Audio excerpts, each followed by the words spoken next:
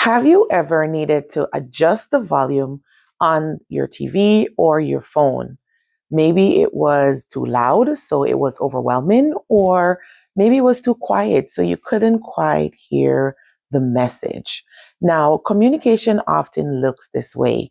Sometimes leaders might over communicate with intensity or under communicate, leaving others guessing.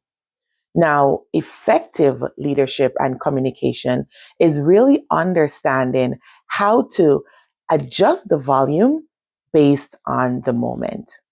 So as you're going through this week, I want you to think about, how do you communicate?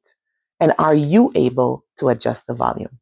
As always, keep sowing and keep growing. Until next time, take care.